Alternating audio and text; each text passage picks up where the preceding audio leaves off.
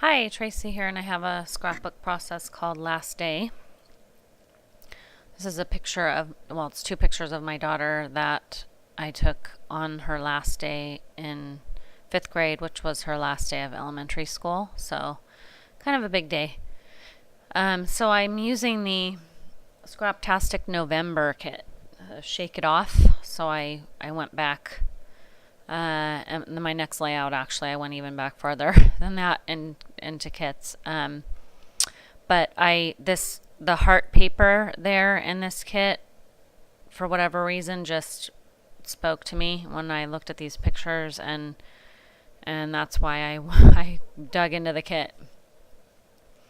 So so that heart paper is on my desk, Gossamer Blue, sorry, on my desk. And that's the collection. So the name of the paper is List Maker. And then the polka dot one is also the same line, but it's Screensaver. And then the one with the typed words, that's the Crepe Paper Open Book Collection. And it is called Little Notes. And then that heart paper, that's very old. That's not from this kit. It's from my stash. It's an old Dear Lizzie paper, Daydreamer. And it's called Daydreamer Collection, and it's called Flying Kites. I don't know actually how old it is, though. I think you might still be able to get it, maybe.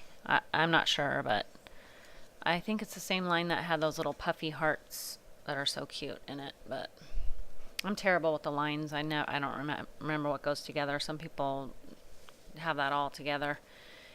Like I think of Vicky, Mila Bono. She seems to totally know the lines, but I'm terrible with that. So anyway, I cut these papers into different size squares. The reason I went for that heart paper is because I was needing more blue. I needed to pull more blue in because my daughter is wearing a lot of blue. So that was why I went and dug into my collection, because this kit didn't have enough papers with blue. So now I'm trying to use these watercolor crayons that I got from Studio Calico, and honestly, they did not work so well for me. I don't know, maybe I'm not using them correctly, but they just were not, the water was not, they just were not very watercolory. They did take some of the water, but they didn't take enough, and you could still see the coloring lines, and it just looked like watered down crayon, to be honest. So wasn't real thrilled about that. So then I went into the gelatos, and that did work better. And as you can see, I tried to do some on some of these vellum squares that I had cut, because I wanted to see if it would work, if they dried, when they dried, if they would look good. And it wasn't horrible, actually. I could see using them, but not on a layout like this. More on a art card or some other format. But so then I still was not happy with the way the gelatos looked, although they were much better than those neon crayons from Studio Calico. It still just was not the look I was going for. I really wanted it to be watercolored. So I pulled out my good old watercolors, and I'm using this one of those what do you call it? Water brush, where you fill it with water and it squeezes out, instead of just a regular paintbrush, and I'm loving that. I've seen multiple people using those here on YouTube, and so I had been longing to get one, and I finally went ahead and had enough of an order of some stuff that it justified me getting a couple of those. I got two different sizes on the brush part of it, and I'm just loving using those. So So I'm done with doing my watercolor. And now I'm going to put these all back. I had taken a picture of how I had them arranged. And here's where I'm trying to put the ones that had watercolor on them. And again, I actually did like it, even though they do get all crumply, because vellum obviously is not made to be watercolored on. It's not made to get wet. But it still looked kind of cool. So, okay, so I disappeared there and sewed a bunch of the papers down. I sewed several of the vellums down and some of the regular papers down, because I definitely wanted to have these items sewn. And I believe, yes, I did. I sewed the white cardstock onto a page, cardstock from the kit that is crepe paper open book again, and it's called Memoir. So I have the white matted on that. And I really, really wanted to use these wood pieces from the kit that says Dreamer, Fearless, and then the little frame. But I tried all kinds of stuff and I just could not make them work. So you'll see that I do take them off. And I'm kind of working on this cluster down here. And for some reason, I thought I did not like the flower sticker. So I go through a whole rigmarole trying to figure out something else, which that looks okay, but it just doesn't have enough character. It's very square.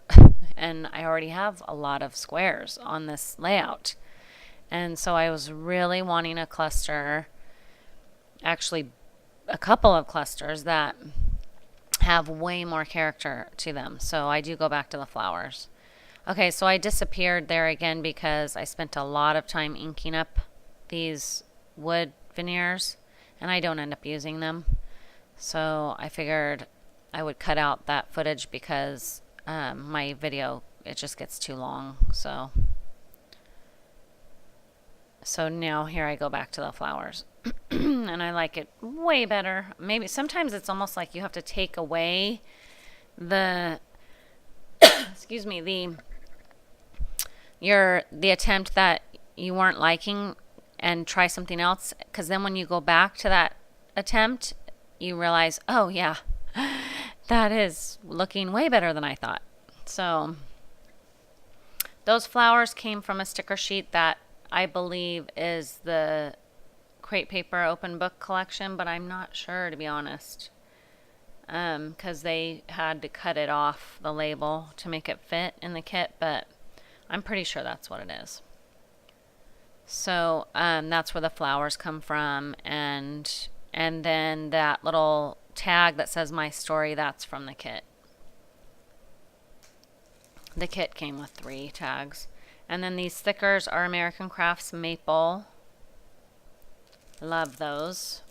Love them. Those came in the kit as well, and they were perfect for this title. I really, really liked them. And then I also have some scratch-offs there.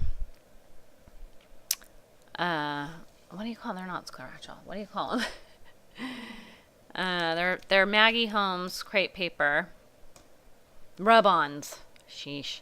Oh yeah, so that sticker sheet is Maggie Holmes crepe paper. The storybook. It is. Open book, excuse me. But I do use those rub-ons. And the one that I put on the heart there on the left bottom, that says days, months, years, chapters. And that was just perfect for this layout because this layout is about this being her last day of school in elementary school. And this is a definite chapter in her life. And but it's just one day, out of 1 year, out of 1 month, out of 1 year, but it's actually the closing of a chapter. So I just thought that was perfect. And now I'm working on this cluster up at the top right because I'm not going to use that frame now, obviously. So I had to figure out something else. And I went back to my sewing machine here and sewed across it to go with the other sewing. Unfortunately, I had to go a little jagged because I had used the tiny attacher on that, and I had to avoid it with my machine, but that's right. It looks all right. So there I was just adding some pop-up dots. And then here is my journaling that I typed out on vellum with my new vintage typewriter that I'm in love with. And my journaling says, this was Elena's last day of school in 5th grade, which meant it was her last day at Live Oak and her last day in elementary school. How fast time flies. It seems just yesterday she started kindergarten.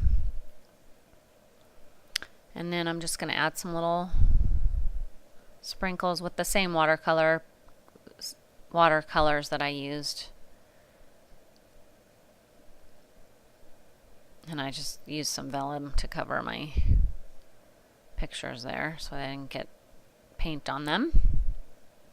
Oh, and by the way, the butterfly and the little tag came from the kit as well. And those are crepe paper, Maggie Holmes, no, crepe paper notes and things, standouts.